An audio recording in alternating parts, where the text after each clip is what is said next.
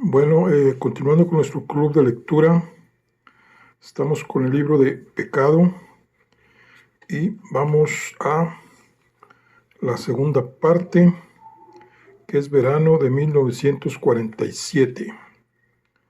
Y vamos al capítulo número 24. Yo era su pastor y ellos mi rebaño.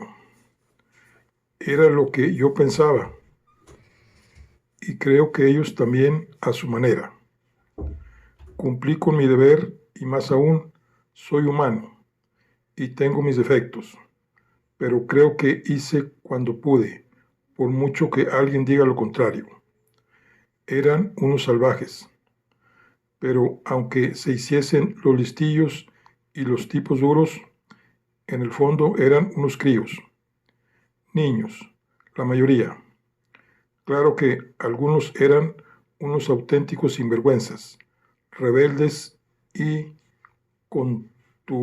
contumaces, y no se podía hacer otra cosa que esperar a que tuviesen edad para irse y volver al mundo, y que Dios ayudara al mundo es lo único que puedo decir.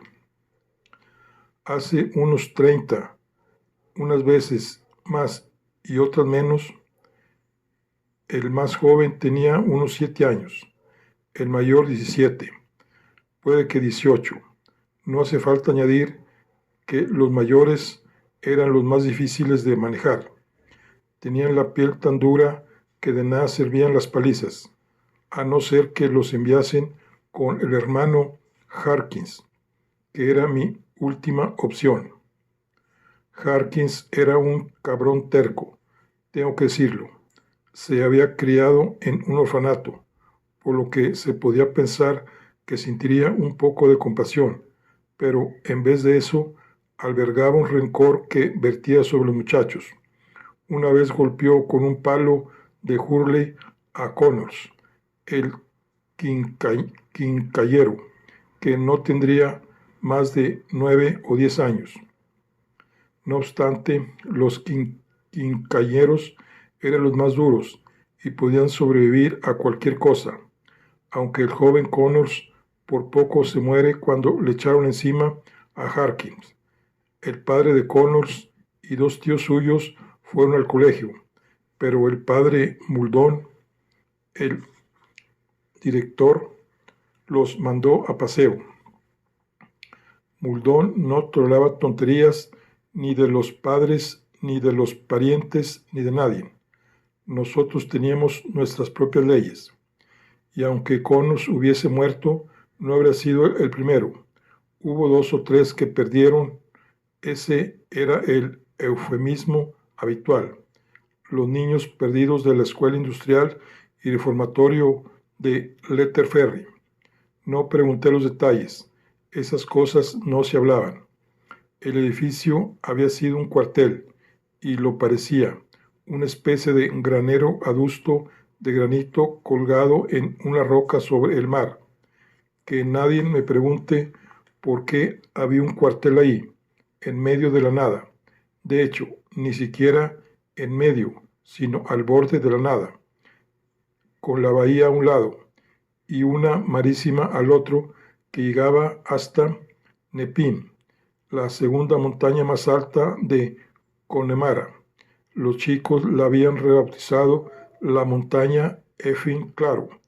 A todo le ponían mote. El mío era Tom Tit.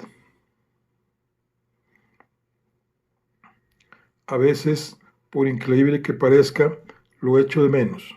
Había algunas noches, sobre todo en verano, tan agradables que se me hacía un nudo en la garganta al mirar a mi alrededor. El mar como un espejo de oro bruñido y la montaña azulada que se alzaba en la distancia. Todo el paisaje llano y silencioso, como el telón de fondo de una obra de teatro. Pero no querría volver, ¿o no? Aunque nunca se lo dije a los chicos. Yo lo llamaba Siberia. Éramos todos reclusos, los chicos, los hermanos y yo, los reclusos de la prisión de Letterferry. Nos habían advertido de que no tuviésemos favoritismos con los chicos. Un sacerdote redentorista llamado Brady, lo recuerdo muy bien, iba 2 veces al año a darnos una charla, y a los hermanos y a mí, no a los chicos, y ese era su tema preferido. El favoritismo, queridos hermanos, en Cristo es dar ocasión al pecado, decía, inclinándose sobre el borde del púlpito en la capilla que había en el sótano, mientras nos miraba con un reflejo en las gafas de conchas. Cuando se animaba con los pecados de la carne, el fuego del infierno y lo demás, se le formaban unas manchas de espuma como saliva de cuco en la comisura de los labios. Nunca me gustó, con su horripilante sonrisa, y yo tampoco le era simpático, eso estaba claro. Habría dicho que ese tipo sabía lo que decía cuando hablaba de los pecados de la carne, pero debería haberle escuchado, lo sé. Yo era el capellán del colegio, el único sacerdote. Los hermanos me envidiaban por eso, y tenía la especial responsabilidad de dar un buen ejemplo. Y lo intenté, de verdad que sí. No soy teólogo, ni mucho menos, pero nunca he entendido por qué Dios, que nos ha criado, espera que actuemos de forma distinta a como nos hizo. Admito que no es uno de los grandes misterios, como el libre albedrío y la transubstanciación, pero aún así es un problema con el que me he debatido toda mi vida de sacerdote. Le habían apodado Ginger. Con este apelativo se le llama a veces en inglés a los niños pelirrojos, nota el traductor, lo cual no era muy original, dada la mata de rizos rojizos, que ningún peine podía domar. Tenía 9 años cuando llegó a Letterferry. Había estado en otro sitio en Westford, creo que en un orfanato, pero ahí no podían con él. Eso dijeron y nos lo enviaron. No era el peor, ni mucho menos. Un poco salvaje, sin duda, como los demás. No sabía ni leer ni escribir, y ni siquiera sabía cómo lavarse. Lo convertí en una misión personal, con el objetivo de civilizarlo, y le enseñé a leer. Me sentí orgulloso, pero no se me ocurrió que eso podía ser lo que Brady, el redentorista, llamaba tener favoritismo. Sigo sin creer que hiciese nada malo. Algunas cosas eran pecaminosas, no lo negaré, pero como decía un viejo cura al que conocí hace años en el seminario, para eso está Dios, para perdonar nuestros pecados. Además, donde hay amor, ¿cómo va a haber pecado? ¿No nos dijo el propio Jesús que nos amásemos unos a otros? Ginger era un niño guapo, como pude comprobar cuando conseguimos quitarle la mugre y cortar el pelo, corpulento, incluso entonces, y no exactamente grácil, pero algo debía de tener que me hizo elegirle. Tal vez que era un solitario, como yo. Creo que prefería los caballos a las personas. Había un pony de Connemara que le gustaba montar a pelo. El pony era tan pequeño que Ginger tenía que levantar los pies para no arrastrarlos por el suelo. Adoraba a ese animal, y el sentimiento era mutuo. Daba gusto verlos trotar por los caminos de la marisma, el pelirrojo grandulón y el caballito con las crines amarillas, flotando al viento. Ginger, he de admitirlo, tenía un lado violento, aunque intentaba ocultármelo. Estar con él era como estar en una jaula con un animal salvaje, al que le hubiesen administrado un sedante cuyos efectos estuvieran remitiendo. Conviene tener presente que siempre me dio un poco de miedo, pero a veces el miedo es un acicate. No, hay quien sabrá a qué me refiero. Hice averiguaciones. Nunca era fácil conocer los antecedentes de los pobres niños abandonados que acababan en Letterferry. Su madre, eso me dijeron, era una joven respetable, o al menos tenía un empleo respetable, de dependienta en una ferretería del pueblo, donde vivía en el condado de Westford. Como de costumbre, nadie me dijo quién era el padre. Lo único que pude averiguar es que era un hombre adinerado y muy conocido, y que había pagado a la joven para que se mudase a Inglaterra y se quedase ahí. La vieja historia de una joven decente de clase obrera de la que se aprovechaba un seductor rico y que terminaba en un callejón de algún pueblo sucio de hollín en la región central de Inglaterra, el desierto, y que tengan la cara de llamarme pecador, que por qué me desterraron a Siberia fue por algo que empezó como una diversión. Yo era un joven seminarista y tuve la ocasión de ir a Roma un verano con 3 o 4 más. Nos habían elegido con otra docena de grupos de varios seminarios del país para disfrutar de una audiencia con el mismísimo Papa Pío. Me gustó Roma. No, Dios, me encantó. Era la primera vez que salí al extranjero. La luz del sol, la comida, el vino, las mañanas en el monte Pinicio o las noches a la sombra del Coliseo. Nada podría haberme preparado para lo que llaman el dulce far niente de la vida en Italia. Ni siquiera a pesar de que hacía poco que había acabado la guerra y la ciudad era un desastre y parecía habitada solo por soldados mutilados, prostitutas y extraperlistas. Los tipos como yo, los chicos de negro como los llamábamos a nosotros mismos, éramos inocentes en el extranjero, en un mundo perverso. Conocí a un joven llamado Domenico. Qué mejor nombre para un futuro cura, a quien le caí simpático y me enseñó la ciudad. Me llamaba Bello Ragazzo y se burlaba de mí porque no sabía ni una palabra de italiano, aunque su inglés tampoco fuese tan fluido como él creía. Era un chico menudo, de piel morena y suave, ojos negros y vivos.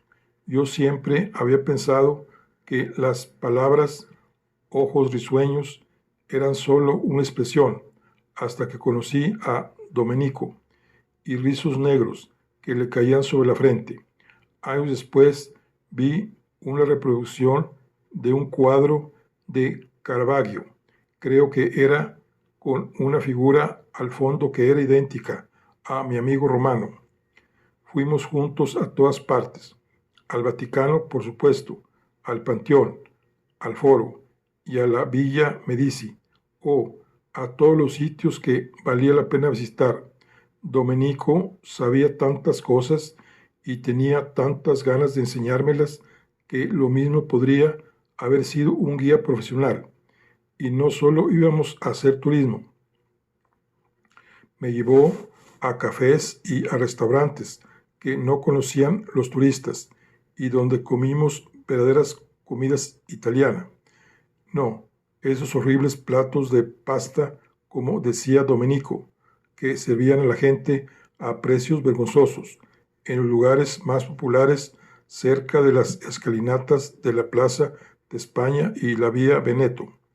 Recuerdo con claridad un bar al que fuimos una tarde que Domenico dijo que tenía más de 150 años, con los espejos agritados, el suelo de baldosas blancas y negras y una mesita de mármol verde para estar de pie.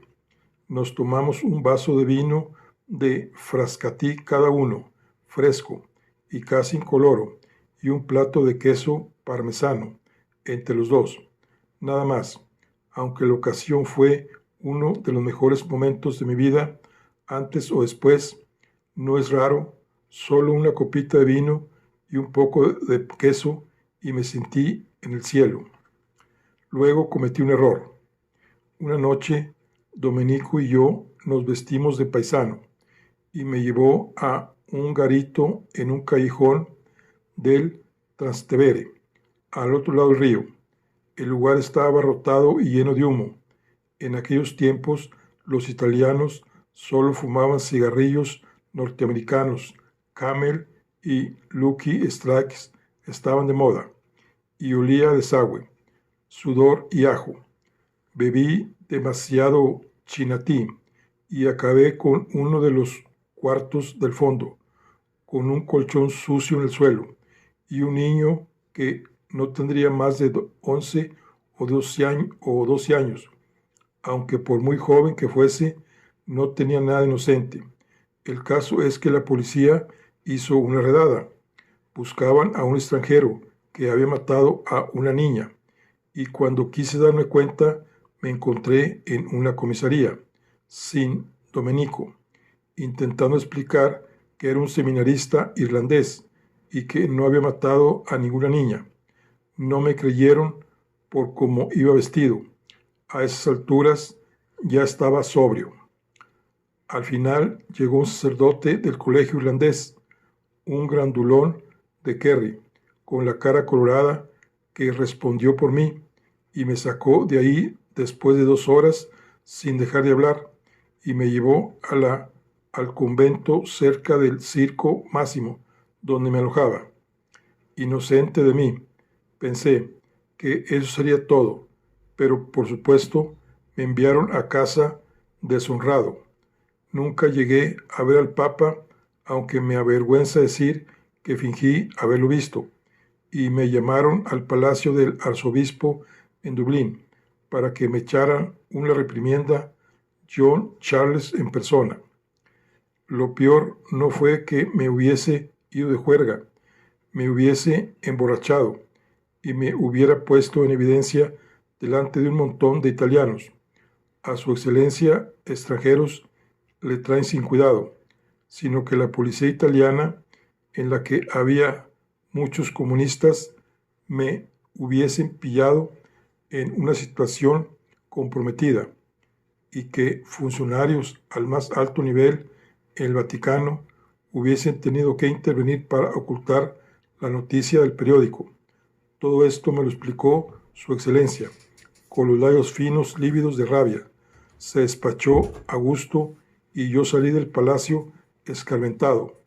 Hay que tener en cuenta que no era más que un joven seminarista, a quien todavía atemorizaba la autoridad. Después he aprendido unas cuantas cosas. Por ejemplo, he oído rumores sobre el propio Macquarie que me hacen dudar de si lo que él sentía ese día era rabia o envidia. Pero bueno, no es mi intención causar un escándalo. El caso es que me enviaron a Siberia. Llegados a este punto, tengo que hacer una confesión. Ginger, incluso antes de adecentarlo, o especialmente antes, me recordaba al golfillo callejero con el que me sorprendieron esa noche en el Trastevere. No era que hubiese el menor parecido físico entre los dos, aparte del gesto hosco y un poco lánguido de la boca, pero en cuanto vi a Ginger, recordé aquella noche en Roma, en el cuartucho del Trastevere. Me da igual que me crean o no, pero jamás se me pasó por la cabeza acostarme con él, con Ginger. Jamás. Tenía demasiados recuerdos de las noches en que, de pequeño, mi padre entraba en mi cuarto con una bolsa de caramelos en la chaqueta del pijama y me hacía prometer que no se lo diría a nadie. Solo tenemos que saberlo tú y yo, Tom. ¿De acuerdo? Solo tú y yo. No iba todas las noches, y sé que sonará raro, pero era casi peor que si lo hubiese hecho, porque me pasaba las horas tumbado, con miedo de quedarme dormido, escuchando por si lo oía llegar de puntillas por el rellano. Nunca he podido ver esa cuña de luz que se cuela en una habitación desde fuera al abrir la puerta sin sentir un escalofrío. En cualquier caso, no me extenderé más.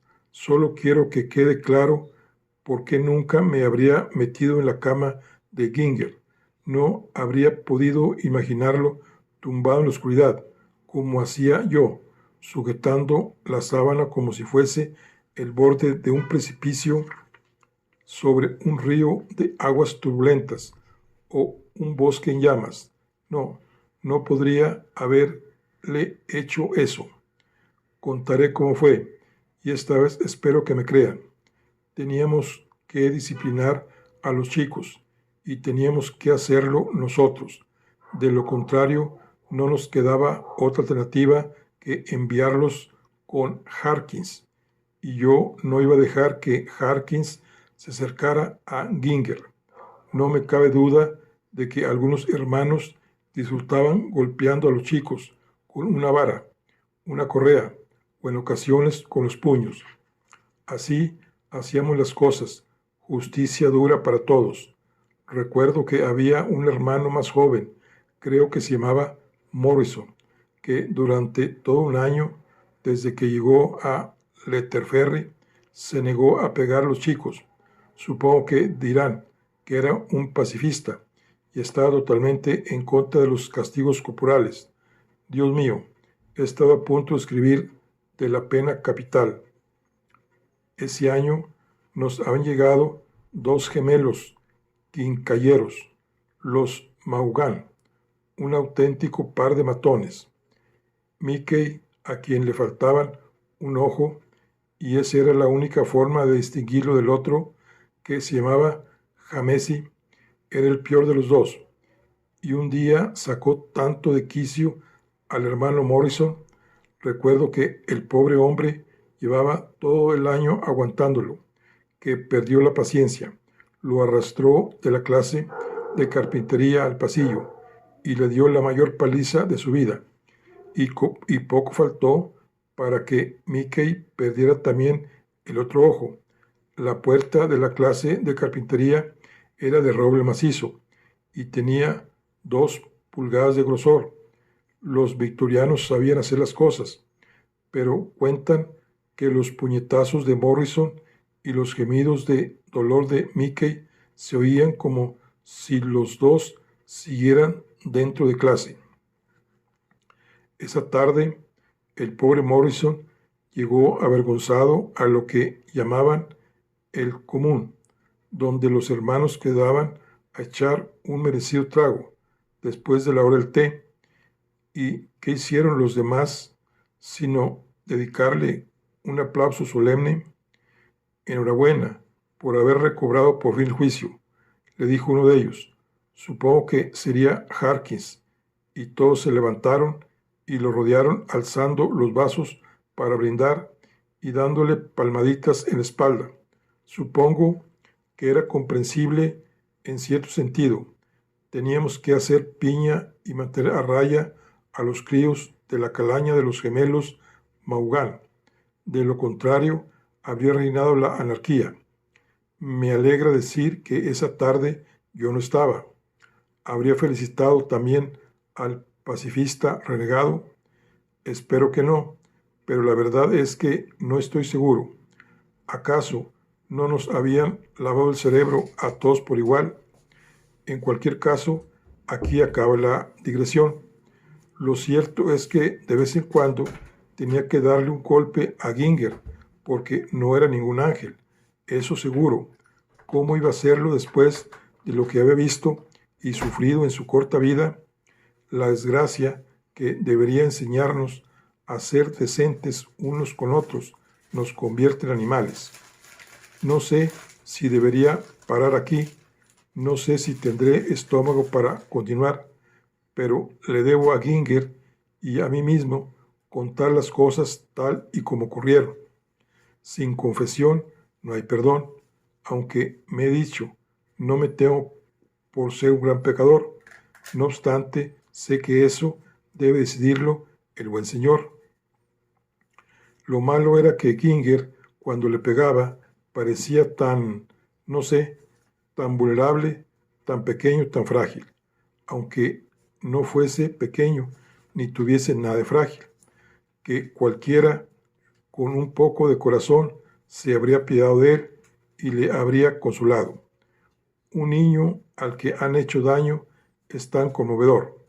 La forma que tenía Ginger de encogerse, de intentar apartarse y de levantar un hombro para protegerse, el modo en que le temblaban los labios, gruesos y lánguidos, la forma en que se le llenaban los ojos de lágrimas y sobre todo la manera en que procuraba aparentar indiferencia cuando le golpeaba, la forma en que trataba de ser valiente y viril, todo eso era, solo puedo decir que era irresistible.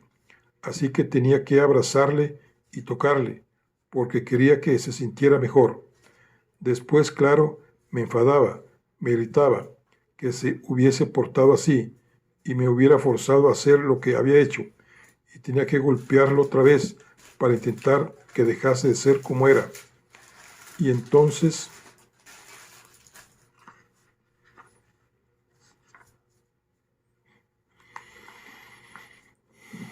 se acurrucaba con los brazos sobre la cabeza para protegerse e intentaba no llorar y demás.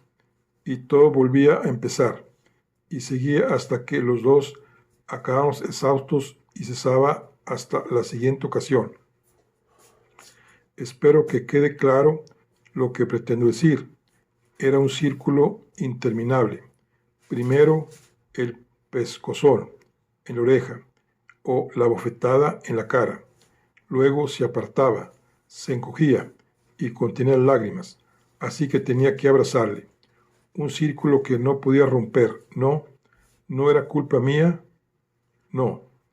La primera vez fue un día de junio, en la festividad del Corpus Christi. Siempre me han gustado las procesiones. Desde mi primera infancia, contemplar a un grupo de chicas de la Legión de María, todas de blanco, desfilando solemnemente y lanzando pétalos de rosa de una cesta, y a los chicos desfilando después detrás de ellas con sus sotanas y sus roquetas, me ha conmovido siempre, casi hasta las lágrimas, y a veces me ha hecho llorar. Nunca me siento más cerca de Dios que al ver un coro de niños y oírles cantar. Tautón ergo, oh dulce corazón de Jesús, fuente de amor y de misericordia. Claro que no debería hacerme falta eso para mantenerme en mi fe, y en realidad no lo necesito. Es solo que hay algo que me afecta profundamente al ver una ceremonia solemne de la iglesia con niños, con su torpeza e inocencia infantiles. Nunca me han importado que las niñas se rían o que los chicos se den codazos y bromeen. ¿Y quién podría importarle, excepto tal vez a Harkins y a otros como él? Yo veía en esa irreverencia inocente una prueba de la gravedad del misterio que se estaba celebrando, el misterio de Dios hecho carne, y ofreciendo esa carne al insulto, la tortura y el tormento, para que la muerte sea derrotada y nosotros, los hijos de Dios, podamos seguir viviendo eternamente en la otra vida. ¿Tiene esto algún sentido? Para mí sí. Ese año hizo muy buen tiempo. El sol brillaba sobre el mar y el aire que resplandecía en la marisma y la montaña. La montaña, Efin, estaba tan despejada que me parecía ver las ovejas pastando en la ladera.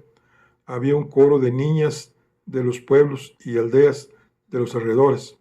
Ese día teníamos que vigilar de cerca a los mayores, y nuestros chicos iban limpios y peinados y se portaban mejor que nunca. La procesión empezaba en las puertas del colegio y seguía por un sendero hasta el mar, y luego pasaba por un pequeño prado hasta la iglesia de piedra que había en la punta. Dicen que es del siglo XII, donde el párroco y yo oficiábamos la misa y dábamos la comunión, y luego todos volvíamos al colegio, donde había una enorme mesa sobre unos trípodes en la hierba, con té y bocadillos, y se servían limonada, galletas y pasteles. Ginger y otro chico, cuyo nombre no recuerdo, llevaban un estandarte con el Sagrado Corazón y dos cintas que colgaban de las esquinas sujetas por dos niñitas de la clase infantil del convento de Loreto, más allá del lago, y yo iba detrás con el peso encantador del hisopo en la mano. Me encanta esa palabra, hisopo, asperjando agua bendita a izquierda y derecha. Fue tan conmovedor oír las voces de los niños temblando en la brisa que llegaba de la bahía, oler los pétalos de rosa que las niñas de Loreto esparcían por el suelo, y contemplar el cielo azul, y ver las nubecillas blancas y algodonosas arrastradas tierra adentro por el viento. Espero que no suene blasfemo si afirmo que creo que lo que ocurrió en la sacristía, cuando terminó la procesión, las niñas volvieron a casa y nuestros chicos recogieron la mesa y retiraron los restos de comida. No hace falta decir que no fue mucho, fue una continuación del rito que acabamos de celebrar. Ginger y yo nos quedamos solos en la sacristía. Oímos arriba a los demás, terminando de arreglarlo todo, y al padre Black, el párroco, que se iba en su Hillman Mix, pero ahí abajo, en el sótano, todo estaba silencioso y tranquilo. Ginger se había quitado el roquete, debajo llevaba solo una camiseta, y estaba a punto de quitarse la sotana cuando le puse las manos en los hombros y le obligué a mirarme. Permaneció ahí, con el rostro alzado y los ojos muy abiertos, como si supiese lo que iba a hacer, como si supiera que iba a agacharme y a besarle, a quitarle la camiseta y a meter la mano en la sotana, y que luego le daría la vuelta para que quedase de espaldas. ¿Cómo describir la ternura angustiada que sentí por él a la luz vespertina de la sacristía, entre los olores de las sagradas vestiduras, de la cera de las velas, de las obleas de la comunión? ¿Cómo decir lo bella que es la imagen de un niño inclinado hacia adelante, con las piernas temblosas, el rostro apretado contra un montón de vestiduras y las dos manos en alto, agarradas a la tela bordada, soltando pequeños gemidos y estremeciéndose de pies a cabeza, cada vez que yo la embestía una y otra vez, con los ojos fijos en su nuca y las manos alrededor de su pecho, acariciándole, sosteniéndole, sujetándole contra mí, esa criatura pálida y trémula que durante esos breves momentos fue mía, fue solo mía, fue yo mismo. ¿Quién podría describir de forma apropiada cómo fue? Que no pretenda nadie saber lo que es algo sin haberlo probado, y que no me venga con que después de probarlo no quiere repetirlo. No, que no me señalen con el dedo y me insulten y me adviertan de que Dios me castigará. Somos tan pocos los que sabemos cómo es, más de lo que cree la gente, pero aún así muy pocos. Los que vivimos en el mundo secreto y encantado, donde todo está prohibido y sin embargo todo está permitido. ¿Cuánto tiempo estuvimos, Ginger y yo, en nuestro paraíso privado? No llega a un año. pero no me quejo. Para mí fue un paraíso, pero ¿y para él? Siempre lloraba después. Solo tenía 9 años, pero acabé acostumbrándome y estoy convencido de que le ayudé. Fuese consciente o no, necesitaba que le quisieran. ¿Cuántos de nosotros sabíamos a los 9 años lo que más nos convenía? Ginger debió de sentir cierto orgullo por haber sido elegido y convertirse en mi protegido. Para él debió de ser un consuelo. Tengo que creerlo y lo creo. Había muchos candidatos entre los que elegir. Debió de correrse la voz, al menos a ciertos niveles, de lo de Ginger y yo. Cuando acabó el verano y dejó pasar al otoño, empecé a reparar en que había acumulado, sin ningún esfuerzo por mi parte, un pequeño grupo de, ¿cómo llamarlos?, acólitos. En todas las instituciones hay una jerarquía extraoficial. Es natural, hasta los coros de ángeles están clasificados en un orden muy estricto, desde el pobre y viejo ángel de la guarda hasta el serafín de 6 alas, el ángel ardiente, que sirve directamente a nuestro Señor. No obstante, Letterferri no era el reino de los cielos, y el orden no establecía según la dureza, la falta de compasión y la pura astucia. En la época que pasé allí, el jefe de los chicos era un chiquillo rubio llamado Richie Roche, que no tendría más de 13 años. Lo controlaban todo como un jefe mafioso, y repartía favores y castigos mediante una red de esbirros, a quienes pagaba con cigarrillos, bares de chocolate y fotos pornográficas. Dios sabe de dónde las sacaría. Las autoridades estaban al corriente, entre ellos el padre Muldoon, el jefe, pero nadie hizo nada por la sencilla razón de que el sistema funcionaba.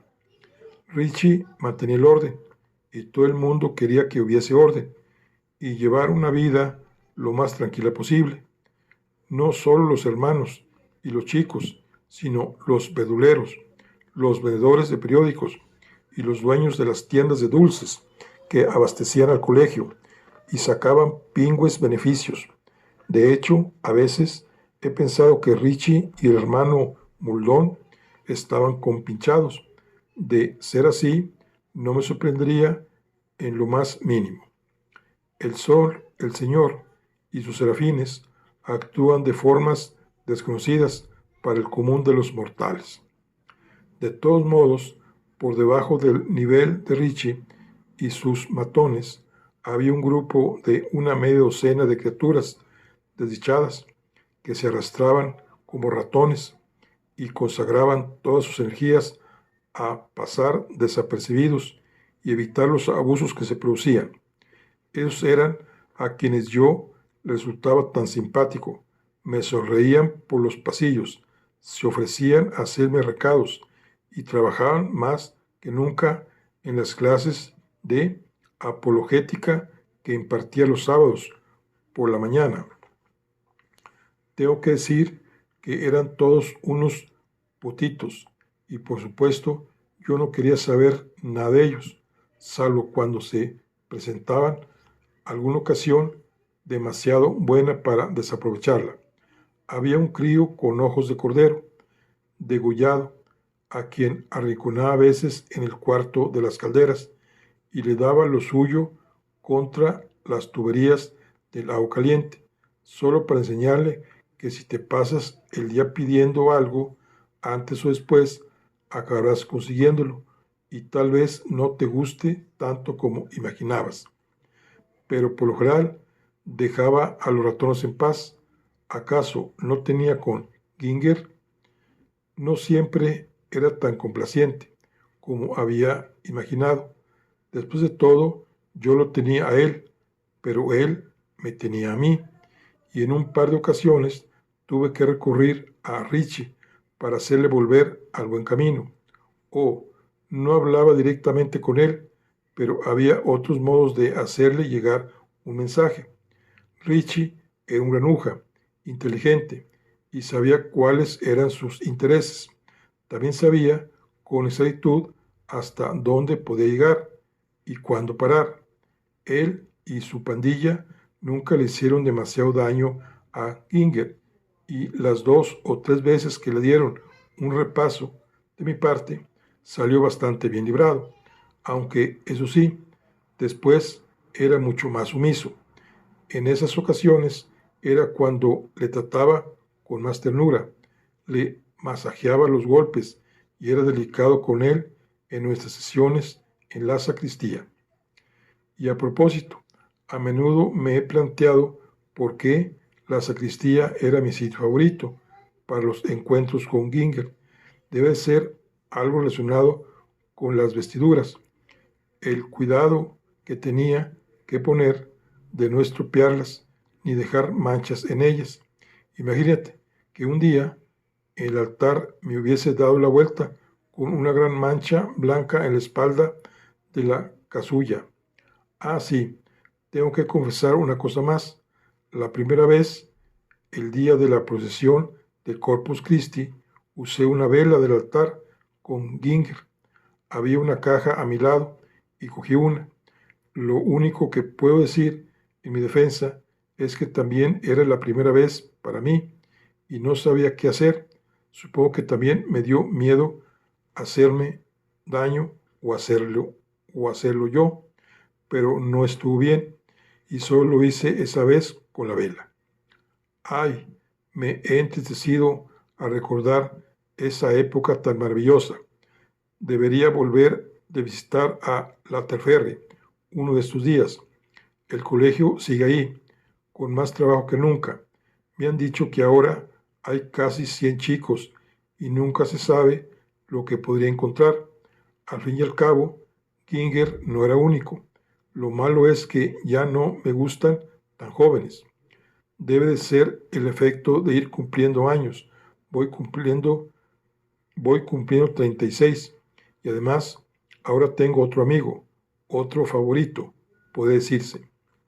No sé si quién causa, no sé quién causa las coincidencias, si es Dios o el diablo, pero ¿quién habrá predicho que acabaría en Baiglas? Supongo que cuando me vio la primera vez en el pueblo, Ginger debió de pensar que lo había arreglado yo, pero ¿cómo iba a saber que estaba aquí? Ni siquiera sé cómo lo reconocí, porque no se parece en nada a como era entonces. Enseguida noté que me reconocía por la forma en que me miró con la boca abierta. Siento decir que se ha convertido en un cretino, pero tuvo la suficiente presencia de ánimo para fingir que no le recordaba. Estoy seguro de que es mejor así. No querría que les fuesen con historias a los Osborne, sobre todo a uno de ellos. Tener favoritismos, queridos hermanos en Cristo, es dar ocasión al pecado.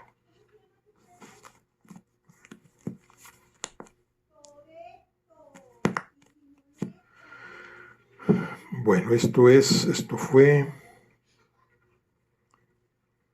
verano del 47.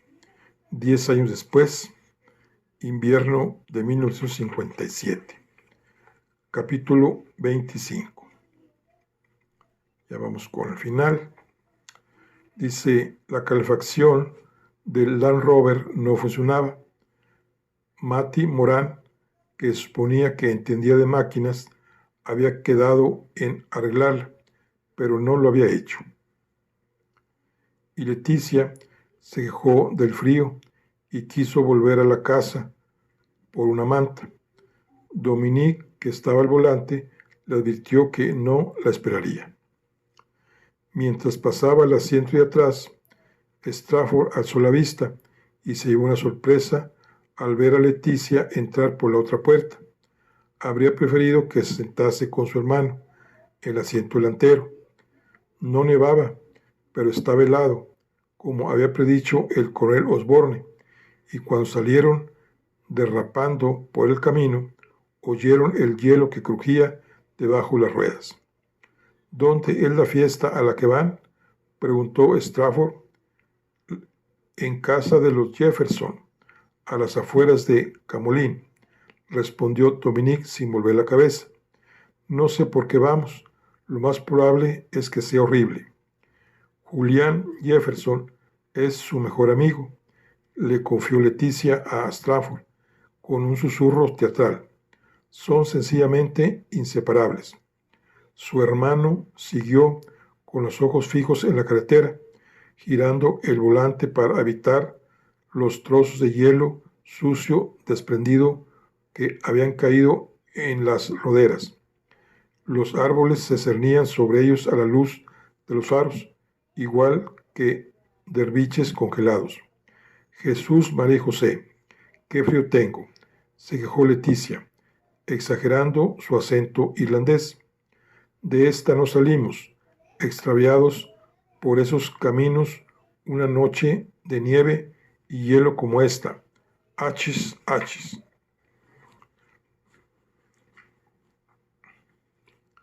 Ya fuese por casualidad o intencionalmente, tenía la cadera apoyada en la de Strafford. Él esperó que fuese lo primero. Puedo ir andando desde el cruce, y así ustedes siguen rectos. Gracias al esplendor verdoso del salpicadero, vio cómo los ojos del joven se desplazaban para mirarle por el espejo retrovisor. ¿Por qué?, se dijo. La gente parece siempre tan siniestra cuando te mira así desde el asiento delantero. Era como si te espiasen a través del buzón. De eso nada, muchacho, exclamó Leticia, imitando otra vez a su padre. Y si se congela, lo encontraríamos tendido en la cuneta al volver. Sería como el padre Tom Tip, solo que en vez de negro, blanco, como un negativo. Señoría, me dirigía hacia el pueblo de Balliglass cuando vi algo que al principio tomé por un muñeco de nieve. Por el amor de Dios, Leticia, calla de una vez, dijo Dominique. Leticia le dio un codazo a Strafford en las costillas. Creo que nuestro Dom está nervioso, soltó con otro susurro audible. Debe ser de la emoción de ver al pequeño Julie Jefferson. Se inclinó hacia adelante y le dio unos golpecitos a su hermano en el hombro. ¿Le has llevado un regalito, Dom? Deje que adivine. Un estuche de manicura, un frasco de Evening in Paris, un volumen con las ocurrencias de Oscar Wilde encuadernado,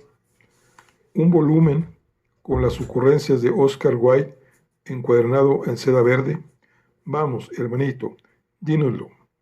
Pero Dominique no dijo nada. Se limitó a hundir la cabeza aún más en el cuello del abrigo y siguió conduciendo. Pronto llegaron a la gavilla de cebada. Había una velita navideña ardiendo en una de las ventanas de abajo, pero por lo demás el sitio estaba a oscuras. Era Nochebuena. Todo el mundo estaba con la familia, casi todo el mundo. Leticia besó a Strafford en la mejilla y le apretó la mano. Sus ojos de lemur brillaron bajo la luz del salpicadero. ¿Va a pasar solo la Nochebuena?, preguntó. ¿Qué me dice de esa camarera tan pechugona? ¿Cómo se llama? La pelirroja. A lo mejor puede convencerla de que le haga compañía, pero no se vaya a dormir muy tarde. Papá Noel podría impacientarse e irse a otro sitio. Que disfruten de la fiesta, dijo Strafford. Dominique Osborne se había dado la vuelta en el asiento. ¿Ha aparecido su colega? No. ¿Se ha largado sin permiso, preguntó Leticia. ¿Es ese tipo de la cabeza tan rara? Sí, respondió Strafford. Había abierto la puerta y estaba a punto de salir a la nieve. Creo que está muerto. Cerró la puerta del coche y subió por el arcén cubierto de nieve hasta la puerta de la taberna. Leticia bajó la ventanilla y le gritó alguna cosa, pero él hizo como si no la hubiese oído. Le abrió la puerta Rec. Llevaba un vaso de whisky en la mano y una corona de papel cebolla de color rojo ladeada sobre la cabezota redonda. Y beben y vuelven a beber, entonó con voz de bajo. La señora Claus y yo estábamos brindando en el saloncito. ¿Nos acompaña, inspector? Strafford le dio las gracias y dijo que no, que estaba cansado y que quería irse a la cama. ¿A la cama? ¿A la cama?, gritó Red fingiendo consternación. Pero si es Nochebuena, señor. Sí, lo sé. Creo que estoy incubando un resfriado, mintió. Al llegar a mitad de la escalera, la señora Reg apareció en el umbral. También ella llevaba un sombrero de papel. Le preguntó si no quería cambiar de opinión y bajar a beber algo con ellos. Y él repitió la misma mentira de que estaba incubando un resfriado. Luego corrió escaleras arriba y se sumergió en el santuario de su habitación. No había bolsa de agua caliente en la cama. Al ir a colgar la gabardina en el gancho detrás de la puerta, algo crujió en uno de los bolsillos. Era un trozo de papel, una página arrancada de un cuaderno de rayas. Habían escrito unas palabras en letras mayúsculas. Se sentó en el borde de la cama y sostuvo el papel a la luz de la lámpara de la mesilla de noche. Pregunte a Dominic por el hotel Shelbourne. Se quedó mirando ese mensaje un largo rato. Luego lo dejó en la mesilla debajo de la lámpara. Se desvistió y se metió en la cama, temblando. Un momento después volvió a incorporarse y releyó la nota. No sabía lo que podía significar, pero creyó adivinar quién la había escrito. Una vez más se tumbó y apagó la lámpara. Ojalá hubiese un interruptor para apagar también la propia imaginación. Las cortinas no estaban echadas y poco a poco la habitación quedó bañada con el resplandor azul grisáceo de las estrellas. Cerró los ojos. Después creyó quedarse dormido, pero descubrió que no lo estaba, cuando una mano le tocó el hombro y le hizo dar un respingo. No había oído abrirse la puerta. Se incorporó como pudo entre la maraña de sábanas y encendió la lámpara. «Silencio», susurró Peggy. «He venido a traerle su regalo de Navidad». Strafford nunca olvidaría su risa, sardónica y pícara. «¿No tendrá un regalo para mí?» «No, no creo». «Ah, bueno». Llevaba un jersey verde, una blusa blanca y una falda gruesa de twist, pero iba descalza. Empezó a quitarse la ropa. «¿Qué hace?», preguntó. Se había quitado el jersey y se estaba desabrochando la blusa. Entonces se detuvo. «¿Usted qué cree que estoy haciendo? ¿Quiere que pare?» «No, no, es solo que... Bueno, es Nochebuena. ¿Por qué no está en casa con su familia?»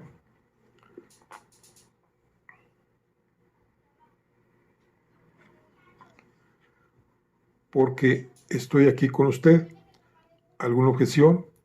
No, pues apártese a un lado. Me muero de frío. Él retrocedió hasta la pared y ella se tumbó en el hueco caliente que había dejado en mitad de la cama.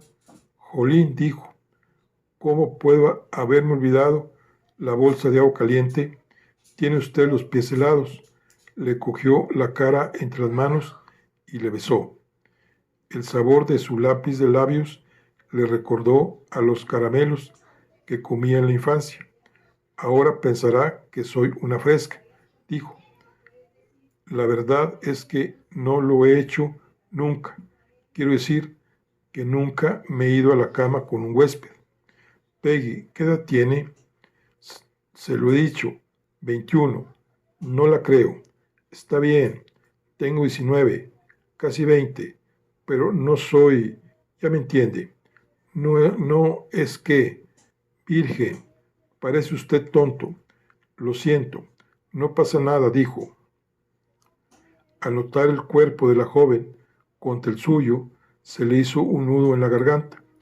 Por un terrorífico instante temió echarse a llorar y ponerse en ridículo. Yacieron mirándose, él sobre el costado derecho, ella sobre el izquierdo.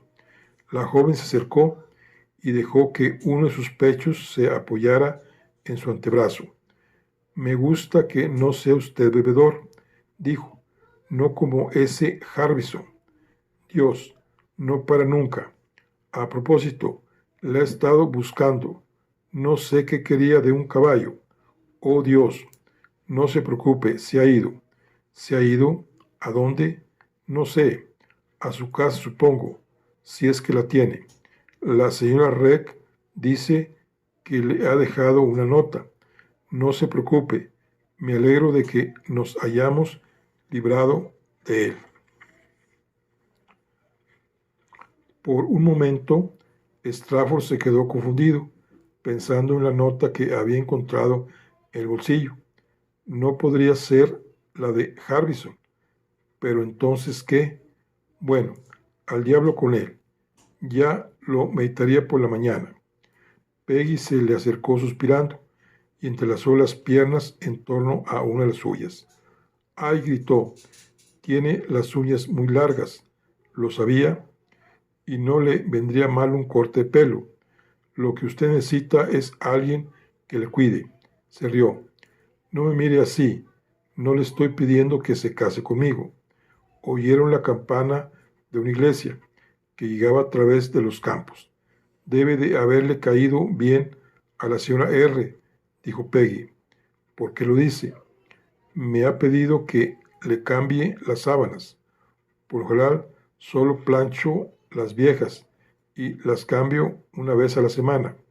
Él se rió. Los pelillos de sus brazos eran tan suaves como su aliento.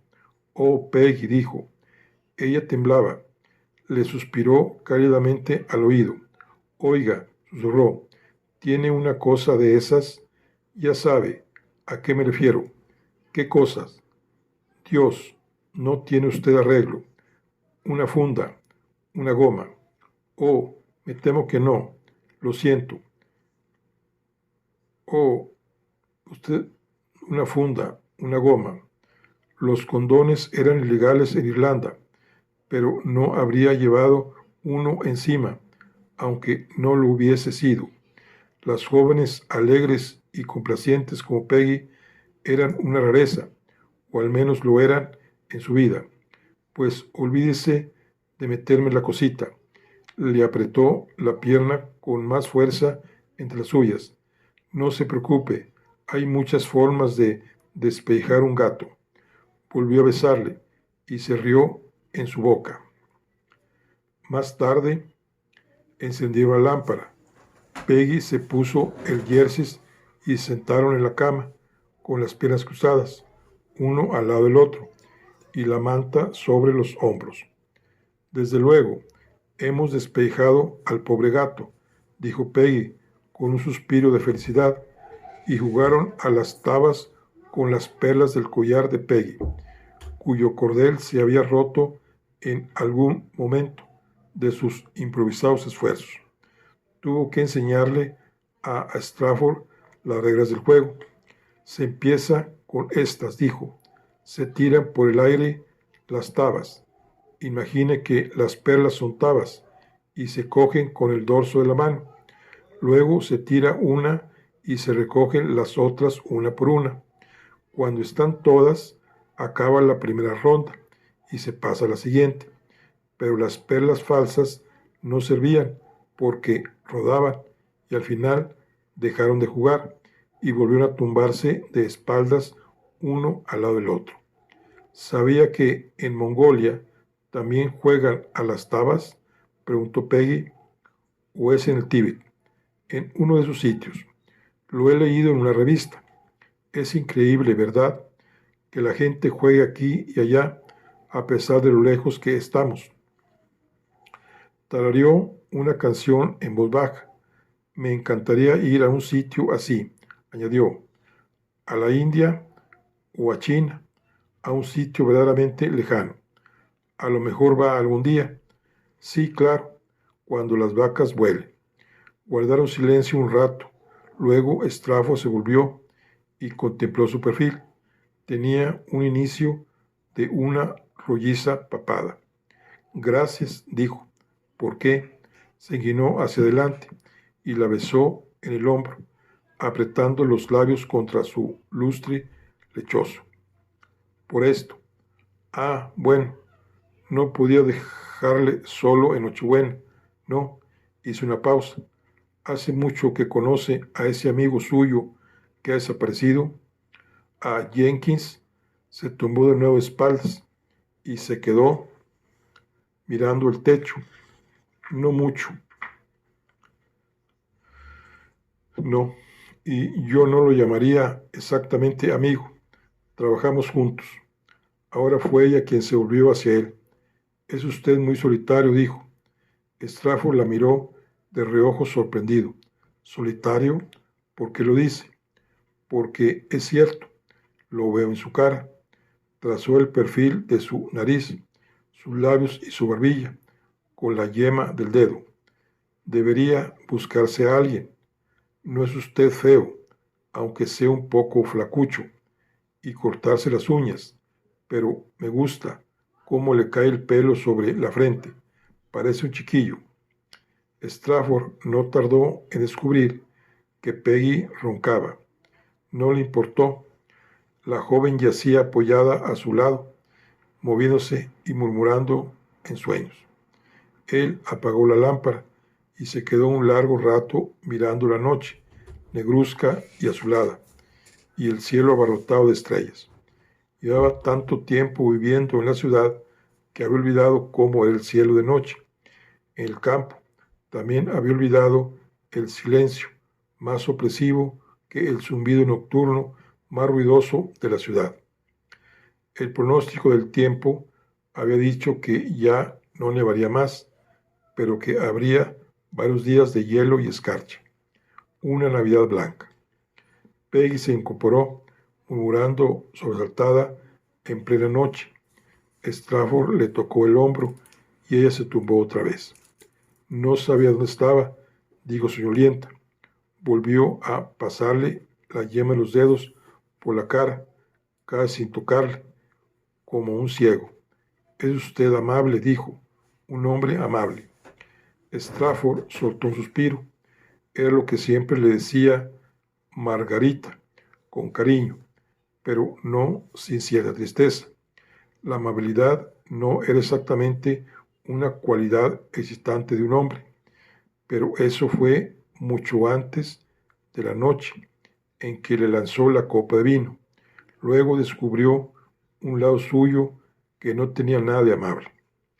Peggy se sentó de nuevo y encendió la lámpara.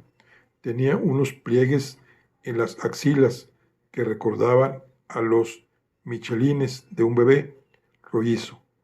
Strafford admiró el suave brillo de la luz de la lámpara en su espalda desnuda. Él también se sentó. Peggy se puso la blusa. Y ahora, dijo, tengo que volver a mi cama fría. Él le besó la nuca y le produjo un escalofrío. ¿Puedo ir con usted?, preguntó. Ella le miró. Pues claro que no, respondió y se rió. ¿Está de broma? Bastante me he arriesgado ya. Estaba poniéndose el jersey cuando se detuvo y le contempló con el hueco para pasar la cabeza. Dios mío, exclamó, acabo de caer en que ni siquiera sé cómo se llama. ¿Cómo me llamo? Su nombre de pila. Ah, dijo. No, no lo sabe. Bueno, ¿me lo va a decir sí o no? Strafford suspiró. St. John. Ella terminó de ponerse el jersey y se sacudió el pelo. St. John. ¿Qué nombre es ese? Se escribe Saint John, pero se pronuncia St. John. ¿Por qué? Se encogió de hombros. No lo sé. Por tradición. Ah, claro, dijo Peggy con picardía. A los protestantes les encanta la tradición. Tuvo que ponerse de pie para subirse la falda. Luego se metió otra vez en la cama.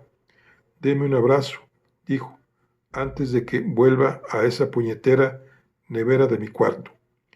El arzobispo Macquarie me dijo que el protestantismo no es una religión, dijo Strafford al cabo de un rato.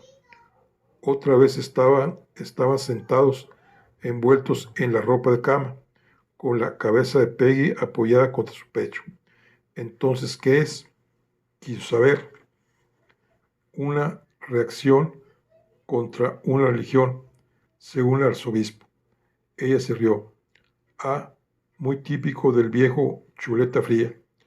¿Chuleta fría? Es como le llamo yo. Siempre parece como si lo hubiesen dejado toda la noche, a la intemperie, con esa cara tan gris y los ojitos brillantes. ¿Cómo es que ha hablado con él? Me mandó llamar. Tiene una casa en las afueras de Gorey para decirme que la iglesia espera que todos, sobre todo yo, cumplan con su deber. Que cumplan con su deber y no digan lo que de verdad le pasó al padre Tom. ¿Es eso? Es usted una chica lista, Peggy. Uno tiene que ir con cuidado con los tipos como su santidad, John Charles. No quiero acabar de esclava en una lavandería, con las manos peladas mientras me gritan las monjas. Lo apartó con cierta ternura. Ahora tengo que irme, por mucha nochebuena que sea. Se levantó, se arregló la falda y se pasó la mano por el pelo. Ha sido un regalo de Navidad precioso, dijo Strafford. Estaba tumbado de lado, con la mano debajo de la mejilla. Ella se agachó y le besó en la frente. La próxima vez tráigase una goma, dijo, y quién sabe lo que podré sacarle a Papá Noel. Bueno, pues aquí concluimos la charla del día de hoy. Nos vemos en la siguiente. Hasta luego.